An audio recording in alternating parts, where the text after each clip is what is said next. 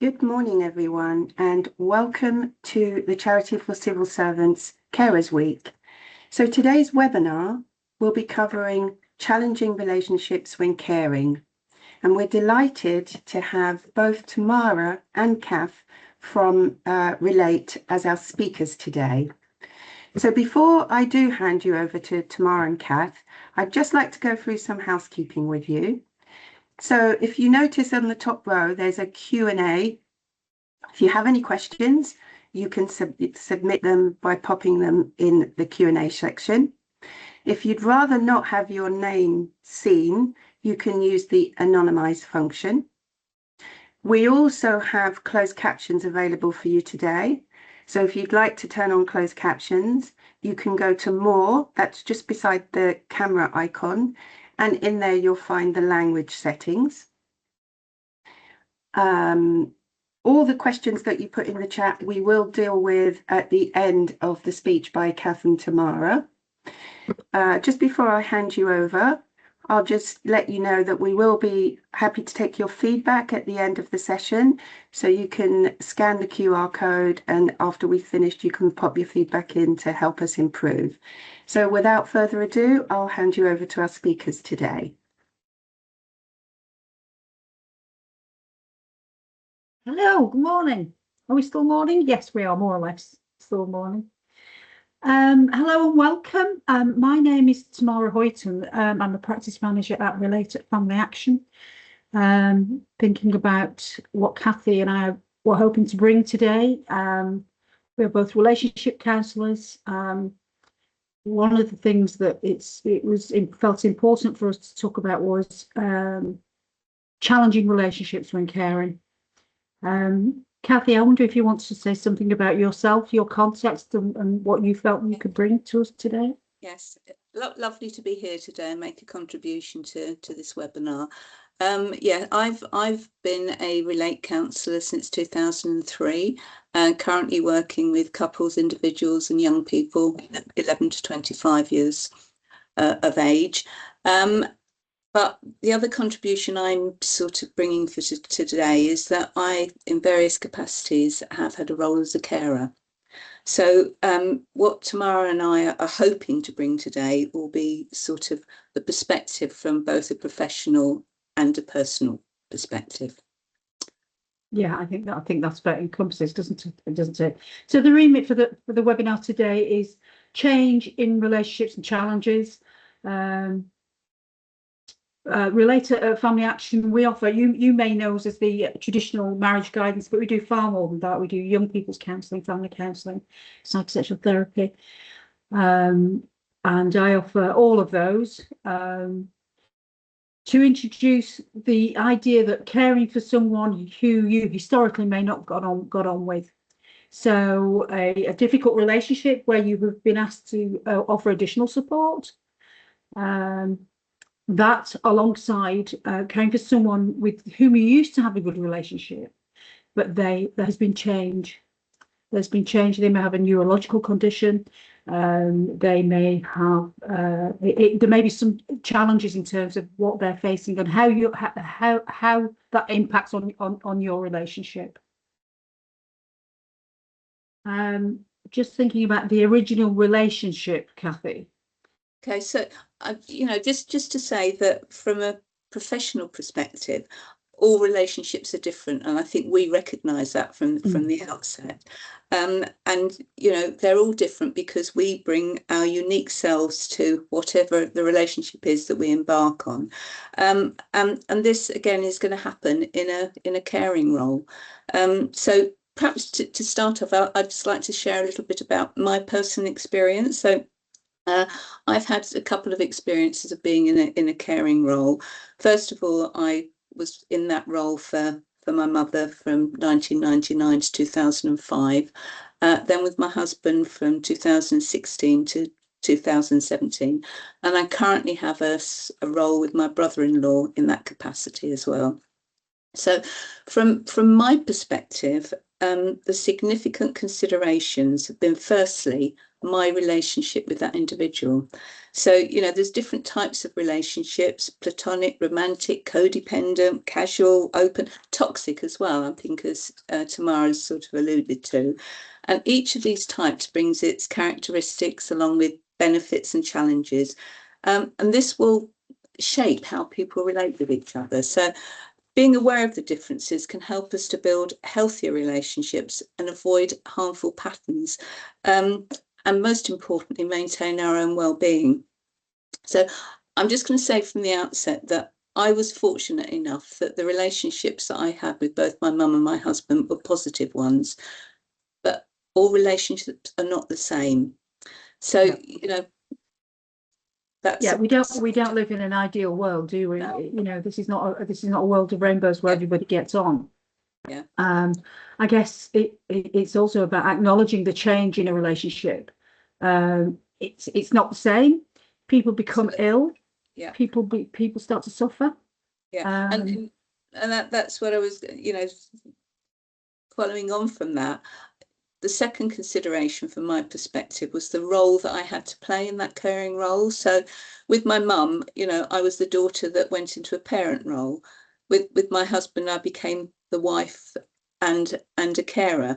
And, you know, in both roles and the current roles, I've also been an advocate that's had to sort of challenge a lot of the services and sort of the caring services. So that's been sort of to set in context. But the third thing that has been a significant consideration for me was my own life stage and when these things happened to me. And also, you know, the life stage that individuals at when they were affected by an illness. So, you know, when my mum became ill, you know, I was married with 2 children. I had commitments, responsibilities, 11 and a 9-year-old, and a job to do. With my husband, it was a case of it happened in, I'm going to call it later adulthood. But we were planning lives. We were planning a retirement. We had the empty nest. We had an opportunity to do things. And then life changed. It changed in ways that couldn't sort of be imagined or recognised. So what I think sort of helped me to sort of adjust, and it is an adjustment, was recognising the support systems available. We'll perhaps talk a bit more about those later. How I was able to adapt or not. You know, it doesn't just go with the flow and say, this is what we do. There was a resistance, a big resistance. And also recognising how my relationship changed, not only with the person I was caring for, but also the role I had with others. So that's my starting point, Tamara. Thank you. I think old elements. I mean, that relationship, that the relationship that you have had, that person, the elements of that relationship, and certainly elements of that person will remain. They'll still be there, won't they? There'll still be your husband. There'll still be your mum. Still be your brother, your mother, your mother-in-law. But new elements will transpire. You know, roles don't happen in isolation. So Kathy, you touched on the fact that there were other things going on. You had young children, you had a job. That you know, you don't become a carer in isolation. You still have got to encompass lots of different facets. That becomes much more multifaceted. One of the things that's interesting in the sense of spousal relationships is there is such a thing that we come to know as couple fit, and it's a particular concept in the sense of why we choose who we choose. So we may choose and often for very subconscious reasons. We don't know why we've chosen that person, but it fills a need in us on some level that we may not be aware of. And when the dynamics in that relationship change, it just feels weird. It feels odd. It may be that you have chosen a partner who's super competent, who's very organized, who's a planner, who's a doer. And then if they become ill, all that changes. So the dynamic shifts. We might use them behaving in this way or that way. Decision-making roles may change, and what that means for each of you. In preparation of this, we were talking, Kathy and I, we touched on love languages, didn't we? So how we convey love and affection to our partner, that may change. Yeah, absolutely. And I think you're just saying, our couple fit was my husband was very much my calming influence. When I go, "Bleh," he said, "Okay, come on now." And that I lost that. So I had to find a way to calm myself, so to speak. That's interesting, isn't it? Yeah. And the loss of those things, that we've taken for granted. He's going to sort me out. She's going to do for me. Yeah. So I'm just thinking about the need for transparency, Kathy. Well, I think that there's also something about sort of separating, the person from the role that you're taking on. So, what happens is things change, and they change significantly. So what was, let's say, an equal relationship can become an imbalance where the roles shift, decision making, independence, intimacy, how each person sees themselves. I mean, one of the big ones was driving. My husband lost the ability to drive, so he had his license taken away, and he was the driver. That was something he loved. I was the reluctant driver. Thankfully, I can drive, but he lost his independence and he had to be the passenger. A big adjustment. I was also the one that had to make sure the medication was taken at the right time and manage daily living.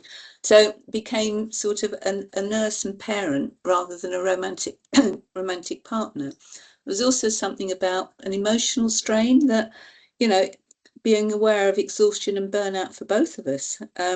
Resentment, that's a big one. Grief for the relationships that used to be. And that also includes anticipatory grief, because it's not just a case of what you're dealing with at the moment, what's tomorrow going to bring, and an associated anxiety with that about the future, and loneliness, and that feeling of being alone. So is the loneliness one thing, but feeling alone in a room with the same person but still feeling that you're on your own. There was the impact, as you mentioned, with the love languages, sort of intimacy and affection possibly changed. So, perhaps not as physical or sexual, but perhaps more of an emotional intimacy, and recognizing there's other ways to show love.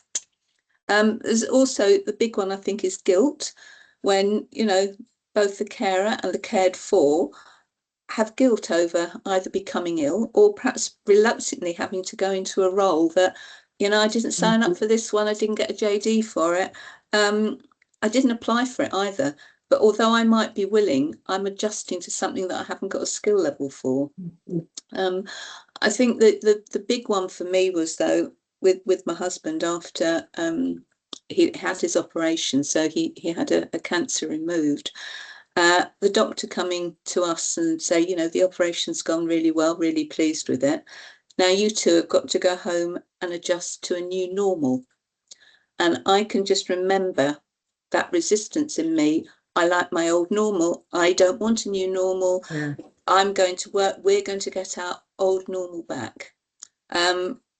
It took me a while to realise that what he was saying is that we needed to recognise the losses. And we had to be able to grieve the losses. And, by the losses, it was obviously the loss of health. There was also an identity loss associated for both of us, perhaps, loss of romantic relationship, employability, engagement sort of abilities, changes in friendship, possibly lack of trust or loss of trust, loss of autonomy and safety. And, another thing, a lack of faith. If you've got a strong belief or a faith, the fact that how come has this happened to me? I'll Can I just say believe what I know? I'll just say something here. There's a wonderful theory called shattered assumptions theory, and it is the basic tenets are that I'm a good person and the world is benevolent, therefore only good things will happen to me. And when somebody becomes ill, when your whole just sort of casting future forward, we planned our retirement, we've got the cottage in France, we've got the grandchildren, we've arranged out, we've reduced our working hours. We make so many assumptions about how our life will work out. And when something like this happens, you sort of think, hey, hang on. Hey, hang on a minute. But as you said, Kathy, there's no job description for this, and we're making it up on the hoof. Yeah. I'm thinking about the need to communicate more. So the need to communicate more, the need for boundaries, preferences, and plans to prevent misunderstandings. Yeah, I think, very much the cared for person might change, and, so might the carer. And, for the cared for person, it could be to do with disability, pain, mental health. They may become different people in terms of emotions, angry, confused, or withdrawn. And at that point, they need patience and empathy. And, that's not coming in a package that you unwrap and say, this is how you do it. As you say, Tamara, communication needs to change, that, perhaps speak calmly, more active listening, keeping things simple, doing whatever's possible to reduce friction and tension. But most importantly, allowing the person and carer and the cared for independence and dignity if possible. Yeah, I think that's really pertinent. And I think those things have got to be communicated. People assume that you're going to be still wrapped up in each other, whereas actually there may have been a sense of, actually, this relationship operates because we've got our own sense of agency. I can go to golf, he can go and do this, and it's important that we have that time apart, and that doesn't change. Yeah. It's not, there's no obligation for you to do everything together. That's how the relationship survives. It's really important that's maintained. Thinking about if that stuff isn't communicated, if you're not saying, hey, hang on a minute, I still want to go to golf, or look, I still don't like your mum, and I don't want her to think that she's obliged to. If those things aren't communicated, you're going to muddle through. You can muddle through it, but it will still be a muddle. Absolutely. The challenge here, I think, is to be really authentic and upfront about what's working for you, what isn't working for you, and there's something in our world called solution focused. Instead of just saying being stuck in a problem, what can we do? What am I feeling? What can we do? What do I suggest? How can you and I come to a solution about this? So yeah, solution focused stuff's always useful. And I think to add to that, Tamara, love doesn't disappear, and it doesn't stay the same. Bits change, and you need to recognize this and make adaptations as necessary. The intimacy can change, physical exhaustion. You've no longer got the shared dreams or the hopes. The meds become the priority, and the what next. And that intimacy thing's particularly relevant in terms of communication, because we don't talk about sex at the best of times. No, well, we know from our experience it's taboo. Yeah, and so if somebody becomes infirm and yet they still have a desire, then how can that adapt? That communication, the need for communicating around that. We might not be able to do that anymore, but we could do this. That sort of stuff. And the intimacy, those conversations, we're not just talking about physical intimacy, we're talking about intimate conversations. Yeah. And just to be able to have the, going back to the love languages, the words of affirmation, the acts of service, the receiving gifts, the quality time, and the physical, even if it's not sexual touch, recognizing they're all different ways of sort of giving and receiving love. Yeah, I think that's very relevant. Ask for help, or take it when it's offered. Don't be a hero. That's Absolutely. Burnout. Yeah, that's burnout and resentment, isn't it? Yeah, absolutely, and being aware of those, and the need for transparency, that health conditions create stress, and you need to be able to communicate more, perhaps create boundaries, preferences, and prevent misunderstanding. So that needs to happen. I think with my husband, he was very optimistic. We're going to beat this, and I used to say, okay, we're going to take one day at a time, and then let's see what tomorrow brings. So it was a case of sort of keeping it in real terms, but not sort of dashing any hopes or sort of any sort of aspirations that he might have. So it's that judgment call in terms of making the reality, accepting the reality as it is now. And that's a big one, that acceptance. Life's not fair, is it? No, that's not fair. Absolutely, and I think we've got to own it. And I think sort of the things that can help towards that, particularly with a couple, is to be able to talk openly about fears and needs and not pretend they're not there. Ask for outside help, as we've said before, because there are agencies, there are friends, there are people, and sometimes you're taking away a privilege from somebody by not asking, rather than feeling a burden. Because I think a lot of us don't like to ask for help, but it can be flipped round. And try and sort of keep shared time together outside of the caring duties. What can we do together? What can we make the effort to do? Preserving mutual respect, which can be a challenge sometimes, but is possible, and allow each to express sort of anger and grief, but safely, because again it's talking about the emotions. I think mitigating those, there can be risk factors in terms of exhaustion, financial pressures, that is a big one. Untreated low mood or depression, in terms of sort of recognizing that's going on, and lack of respite, and a big one, pre-existing relationships that are problematic. That's a very big one. There's always in most relationships, whether they're spousal, fraternal, with mates, there's always an eye roll in there, isn't there? There's always an eye roll. Eye rolls are present in most relationships, and it's just those.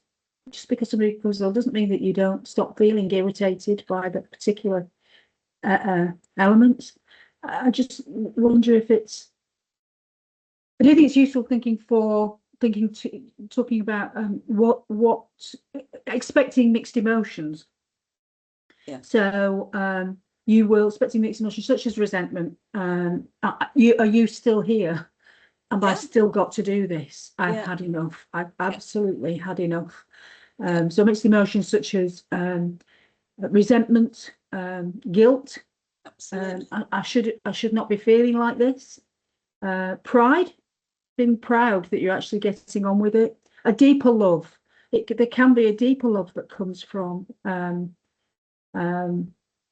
caring for somebody who's ill. And I've just seen somebody bring up the F word. Absolute sheer frustration. Absolute sheer frustration. One of the things that Kathy and I were talking about when in preparation for this is how much we absolutely can't bear difficult feelings.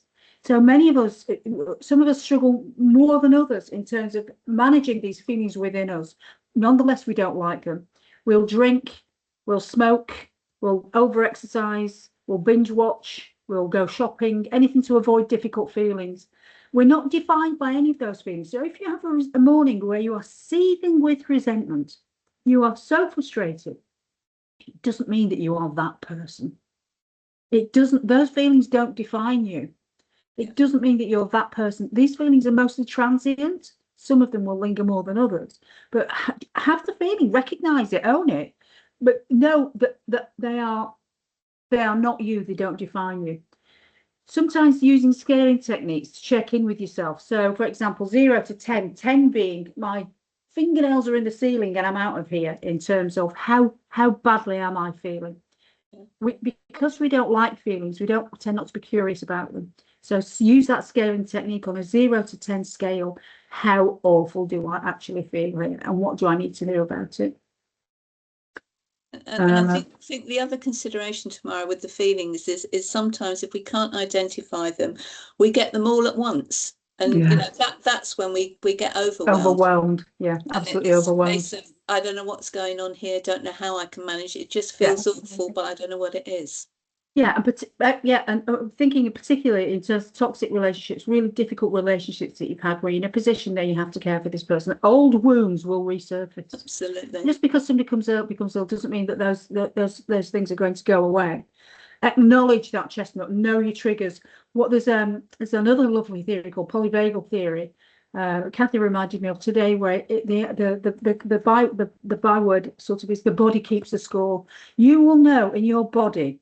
Your body will tell you if you're struggling with your feelings. You'll feel it in your stomach. You'll feel it in your chest. The chest might tighten. Some people feel it in the back of their neck. Some people feel it in the top of their head. Your body will be communicating to you that you're having difficulty. stay curious. What's going on for me? Just to say, illness can put it can put a spotlight on old resentments. Absolutely. There might always have been over reliance on you, but blimey, now. Very, yeah. So, I think there's just going back to the caring role, recognizing, as Tara's saying, you matter. And, as the roles change, you learn to perhaps rely on each other in different ways. For example, with me and my husband, it was very important that we both had independence for as long as possible. So, for me, it meant going to work. I still worked for Relate at the time. I was very well supervised and it was managed very carefully. But for my husband, he was very involved in sort of lots of things in the community, which he valued.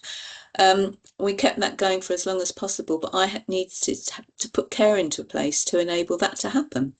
So, when I went to work, I had to ask a neighbour to come in and say, do you mind coming and sitting for a few minutes? And sort of my husband would resist. I don't need somebody to look after me.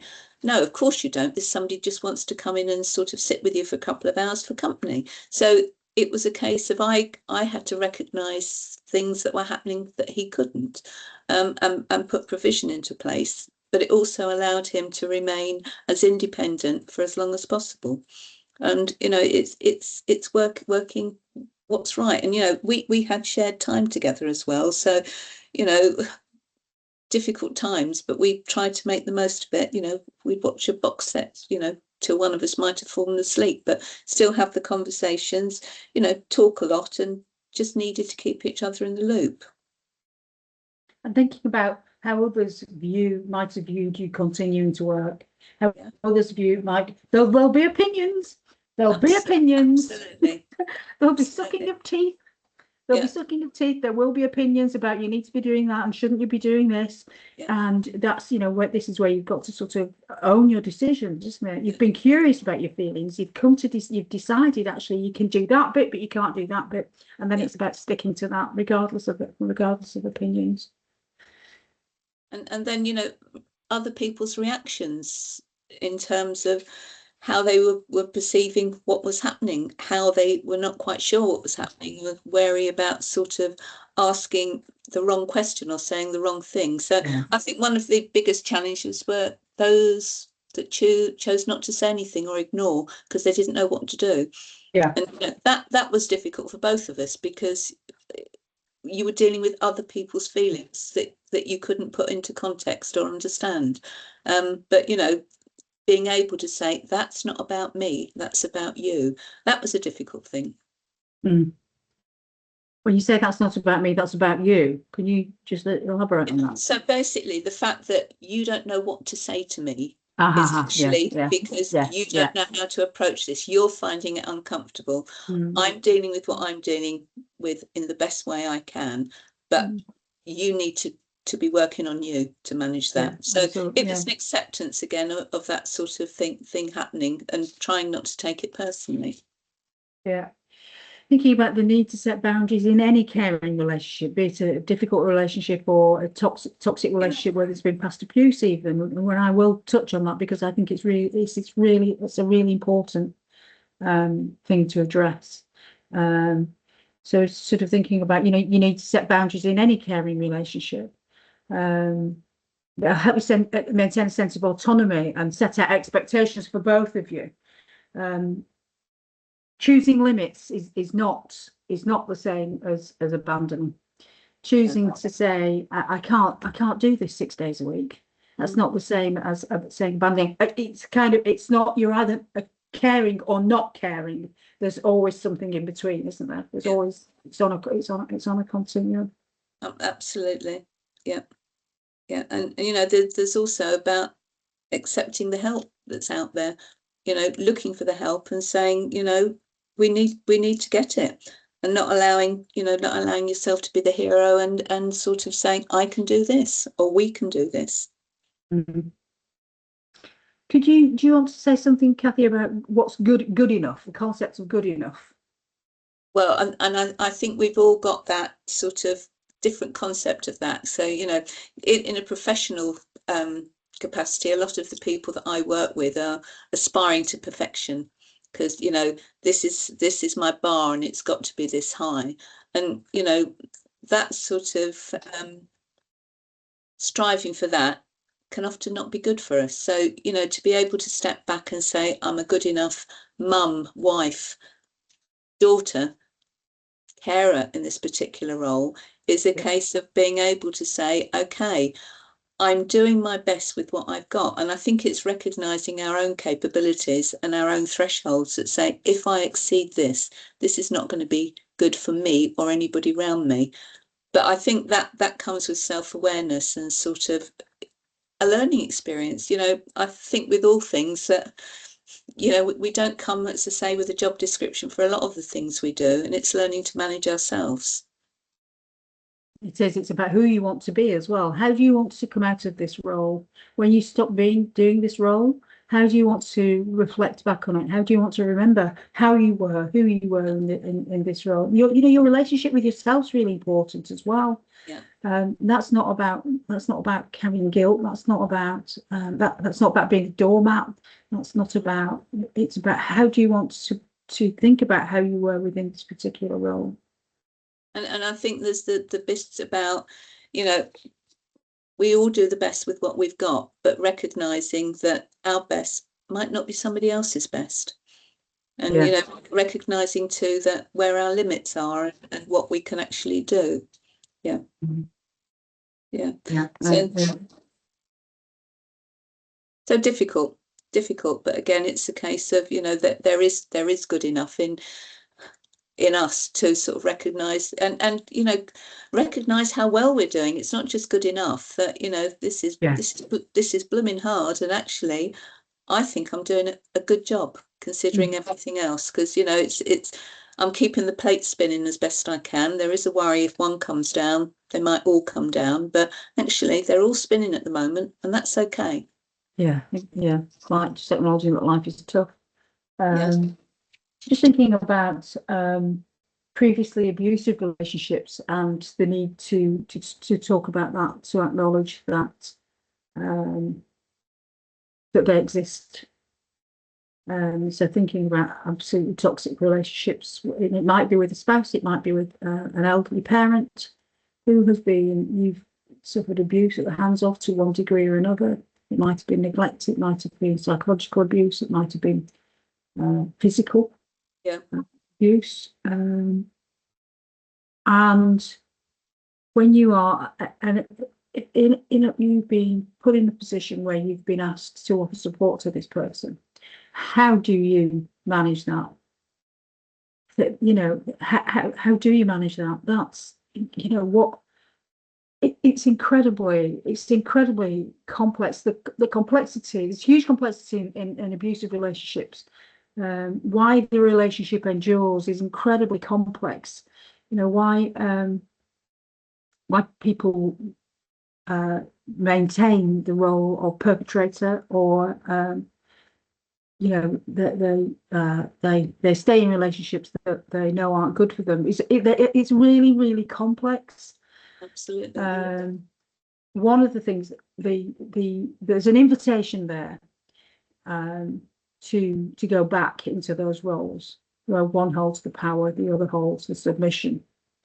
And there is illness has its own kind of currency, and it's a very clumsy word, but there is we can see that some people use manipulation when they're poorly. They want what they want, and if the relationship has previously been based on power dynamics, then the invitation is there for the abuser to regain that control. And I would say that you must be sufficiently, that dynamic can't be allowed to be re-victimized. Just to be really aware of that, you must be sufficiently recovered from that victim perpetrator dynamic and to even consider coming into a role. And that's it's a tough decision for you to make. That illness doesn't erase what's happened, and it does not constitute an obligation. Absolutely. Yeah. Be clear about what you won't tolerate. Yeah, absolutely. Yeah. And again, that's a very difficult thing to do when you see a change in somebody, and the change might be from, you know, as you described, sort of an abusive relationship, and that person has been changed by an illness that's become very, very placid. You know, that perhaps is the person that you would have wanted them to be, but you can't then necessarily rebuild a new relationship at that point. So, you know, there isn't a one size fits all, is there? No, there isn't a one size fits all.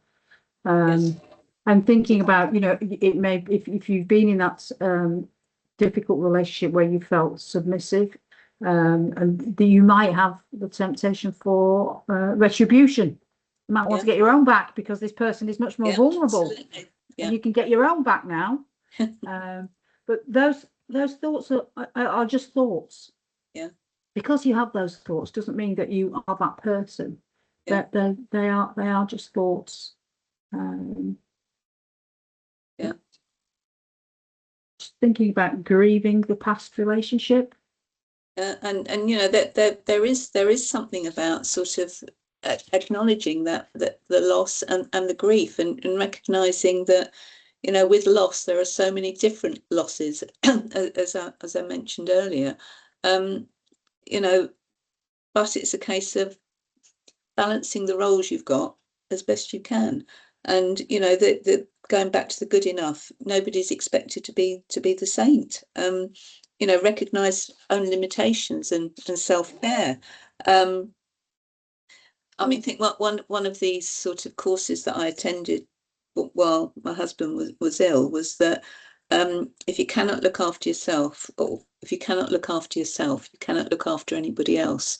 And I think that's very much a mantra for life, not only as a carer, but it hit home to me. And you know, learning to relax, finding out how you can get enough sleep or rest, identifying and dealing with difficult thoughts. You know, recognize how your situation is impacting on your feelings and thoughts. And you know, things like don't attempt to make dramatic changes. Look for the significant things that need to happen, and stick to them. Learn to prioritize, leave less important things for another time. You know, schedule in leisure time and take breaks, and access the support service. They're there to help you. You know, going back to you, it's not a one-man band. You can do a lot if you sort of access what's available. Yeah. So we've that's been a romp through a very complicated subject. Can I just mention before we go, we're just going to mention things like sort of looking at benefits and finances. Yeah. Okay. That recognise that there are resources out there for you depending on illness, and just look at the, you know, the gov website. You know, if you are becoming a carer, is there an allowance of some sort that you could claim? You know, there's particular sort of benefits for people that have got limited life expectancy. So just be aware of where they are. And I think sort of with myself and my husband, we were fortunate enough, because of his condition, we had time to have talk and put our own house in order. And that was sort of really useful, albeit quite stressful. But the other consideration is having a power of attorney in place so that you can act on behalf of the other. And I currently do that with my brother-in-law, although he's got sort of mental capacity. Lots of things are too much, but for me to have capacity to act in terms of finances and health and welfare, that again is something worth putting in place if you haven't done so already. Yeah, and I mean, I've been looking at some of the other webinars that you've been fortunate to that have been provided this week. There's a fantastic one on finances on Tuesday, wasn't there? That you can all refer back to. Yeah. I think it was on Tuesday morning. Yeah. So it just feels as if it's been a really rich week. Yeah. For carers that the charity's organised. It feels as if there's been loads of stuff there for you. Yeah. I'm just conscious of the time, and I know that we want to take some questions. Would you be happy to do that, Kathy? Yeah, absolutely. Absolutely. Yeah. Okay. Thank you. Thank you everyone who's left a comment. We've had lots and lots of comments. So what I've tried to do is to pick out some of the themes because lots of you are suffering with the same issues. So let's see if I can cover some of the themes.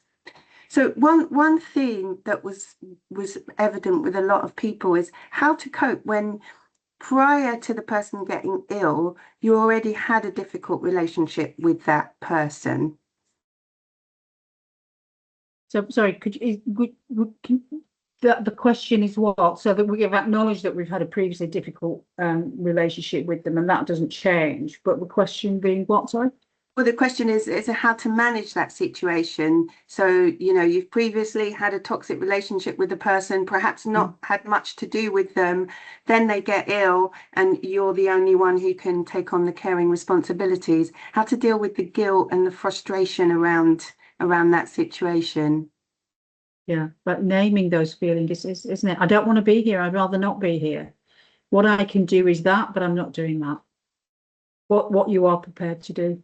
And somebody's expectations does not constitute an obligation on your part. You can do what you can do. You can do what you can do. Kathy, I don't know if you want to. I think that's a very, very difficult question because it's sort of loaded with so much, isn't it? That it's almost a case of somebody's almost being forced into a role. And I think, you know, my sort of take on that is, what's the alternative? Is there alternative? Can it be explored? Can there be other people that can support you given the dilemma that you've got? Because, you know, going into sort of a situation like that is not good for anybody, is it? Yeah. And it depends on the level of the difficulty as well. If you just think you cannot do it, I just cannot do this. This is coming at too high cost to me. Then it's just really difficult, isn't it? Yeah, again, it's about your relationship with yourself. How do you want to be in this? Okay. And I think we hear so much about dementia now and what dementia can do to people and how they can change just as a very, you know, by their very nature. Somebody very placid can be somebody very aggressive. And again, that's equally challenging to deal with, isn't it?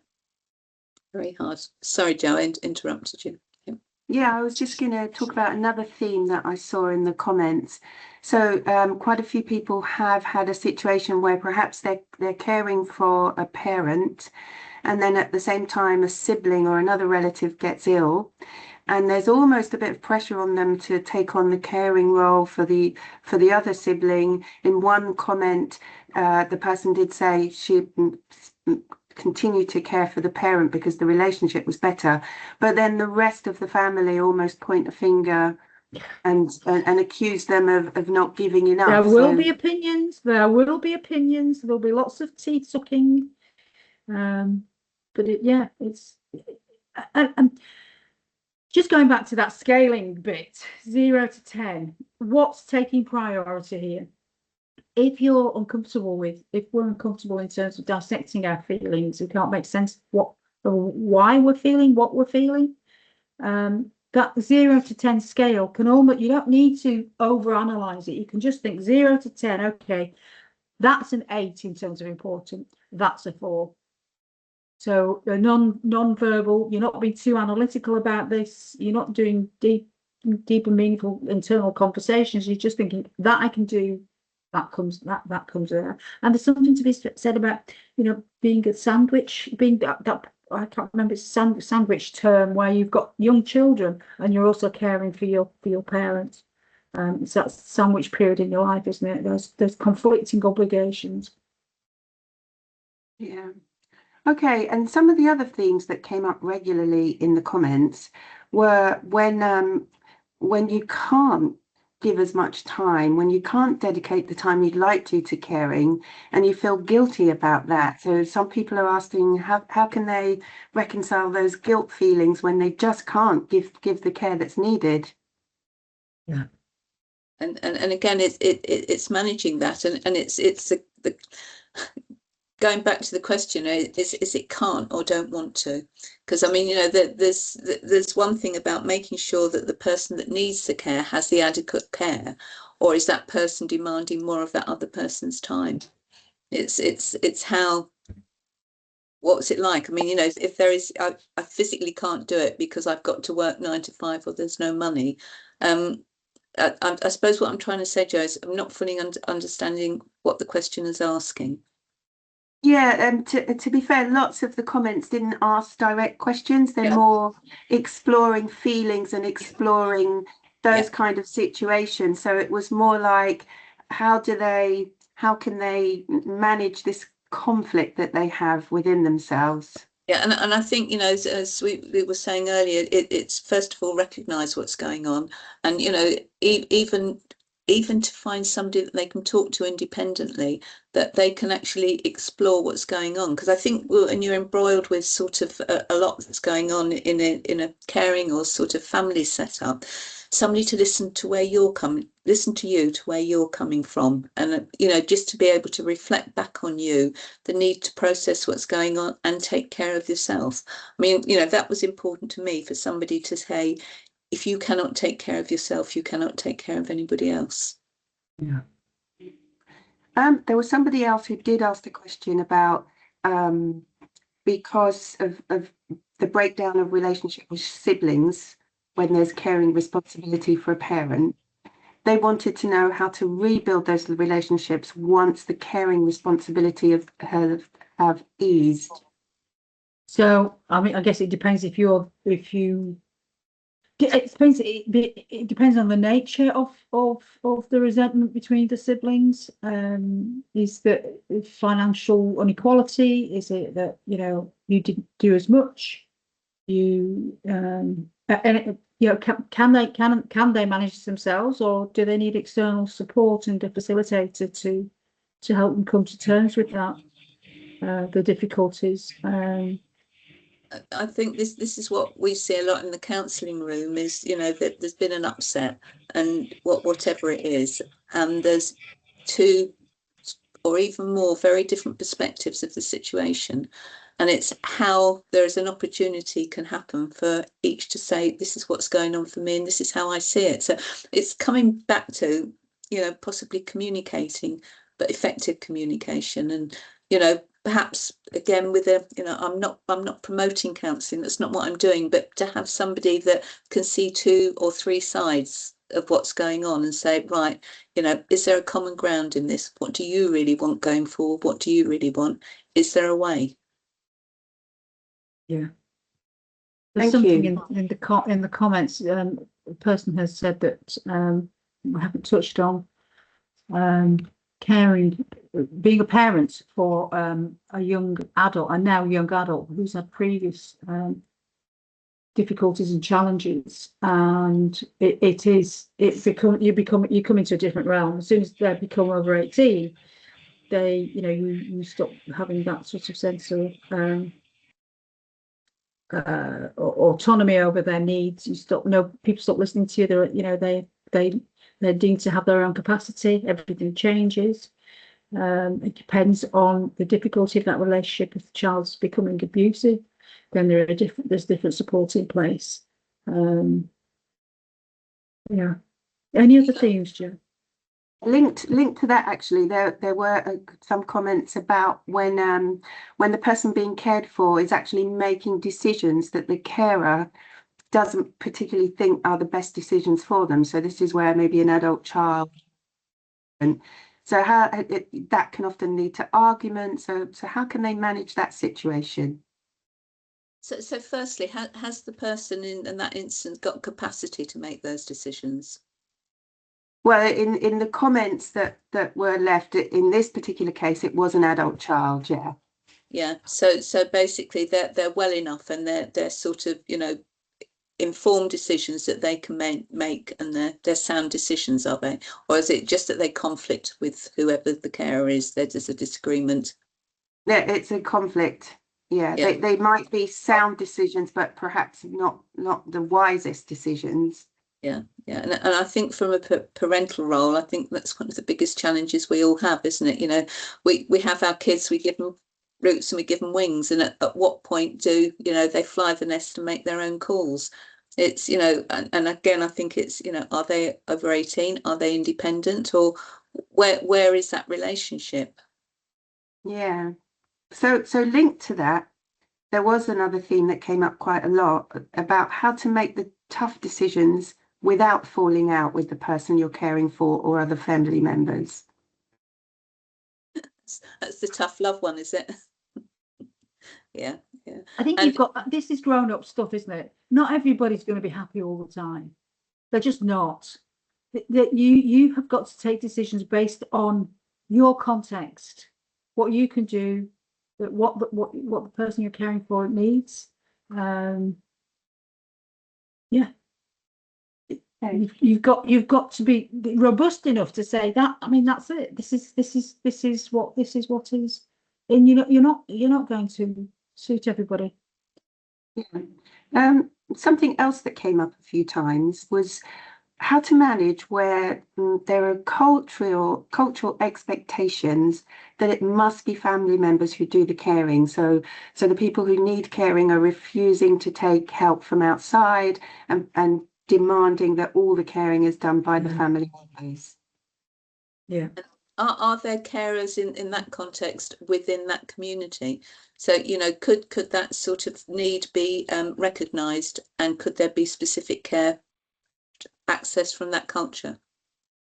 I mean, that's what I think, is there a case of, has it got to be family members, or could it be somebody from that sort of religious or cultural belief? Yeah, that's a very good point. So if somebody wanted to go about looking for support within the community, would there be agencies they could contact? Where would they start? I think it depends very much on the community.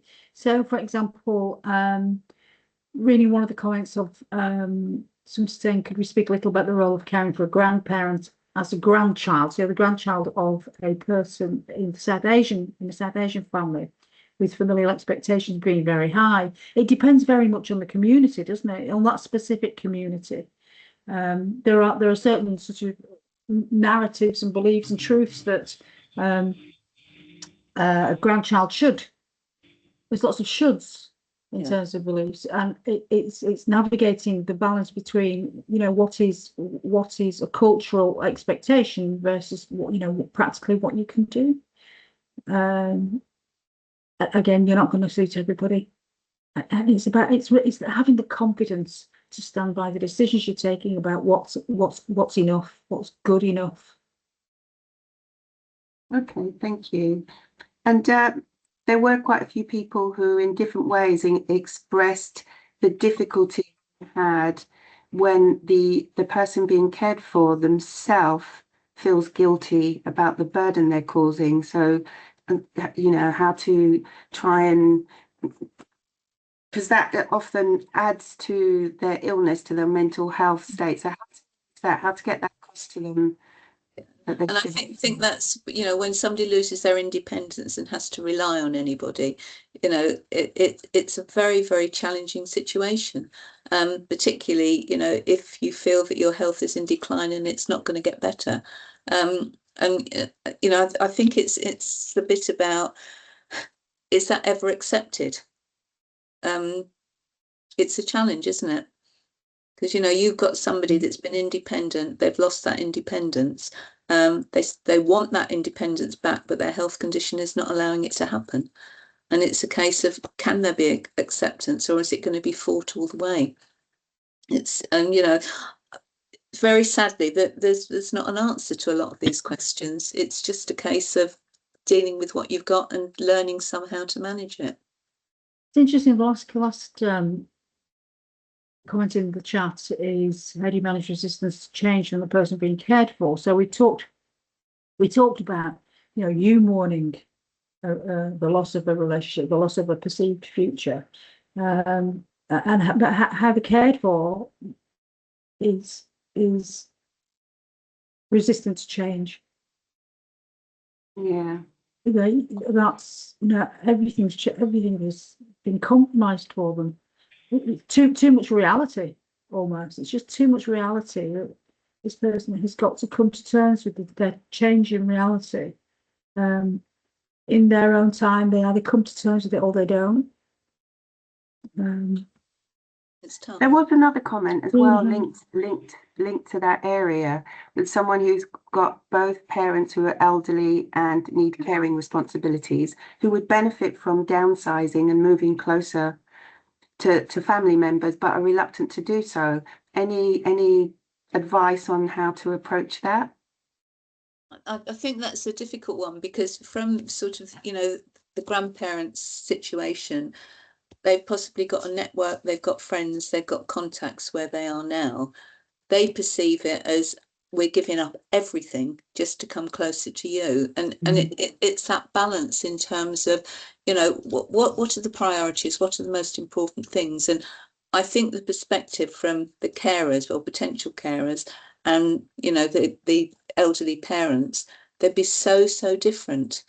So, to have the conversations to sort of say, how can we find a middle ground? Is there a middle ground on this?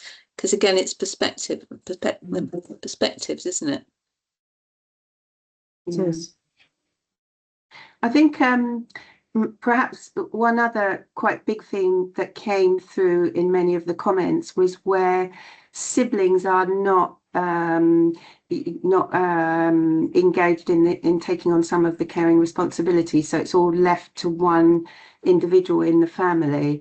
So any ideas about how to I don't know, force or get more family members involved in sharing the responsibility? I think that's So I'll just say something about my own circumstances. So my mother developed Alzheimer's, and I lived in the south of England at the time. My siblings were in the north of England, so particularly my elder sibling, she took on the majority of the care. I'm fortunate enough to have a really good relationship with all my siblings. But I just did what I could. You can make a request, but you cannot force people to behave in a way that you want them to. I offered, I would come up for a fortnight, and my eldest sister would just disappear. I'd offer respite. I couldn't do anything on a daily or a weekly basis. You hope that make a request, and if they can't meet that, downsize your request, see what they can meet. Sometimes people just badly behaved and don't want to step up. I think all of this comes down to interrelationships, doesn't it? Yeah. How you get on. And there's also something about expectations that, sometimes is there sort of an expectation that the eldest or the one that lives closest becomes that primary carer. And does it become an unspoken that needs to be spoken about? I mean, sometimes some of these, the answers are sort of very neutral, but again, there's not a definite response, is there, or a finite answer? Yeah, I mean, I think what's come across from the comments is that many people are experiencing the same types of issues. So hopefully we've been able to cover as many as possible, and it's been useful for people listening. I hope so. But there's something about coming together with people who are in the same set of circumstances as you, in conversation, in the comments, in the chats, in the discussion. We've come to know that there are people who are having the same experience. That there's something quite reassuring about that I'm not in isolation. This is not just happening to me. Exactly. I don't know who, the person who's just commented, the most useful part has been this chat, feeling the community, not being completely alone. Yeah, absolutely. Yeah. Like-minded people. Yeah, I mean, it's as I said, it's such a lot of the comments express the same kind of feeling. So I think it must be useful, even just to understand that there are other people that are going through what you're going through. Yeah. Yeah, and what a terrific week the charity's put on for carers. Absolutely. It's been brilliant, hasn't it? So Yeah. much good stuff, so much good content. Yeah. Okay. Okay, so I think we have come to the end of the event. So I would like to thank our speakers from Relate. It's been a great session today, and I'd like to thank everyone who's left a comment today. Just a reminder that there will be a recording available for you within a few days. and a reminder that if you can leave us some feedback, that will be useful to help us improve in the future. So just thank you from us and all the organisations that have supported us this week. Thank you.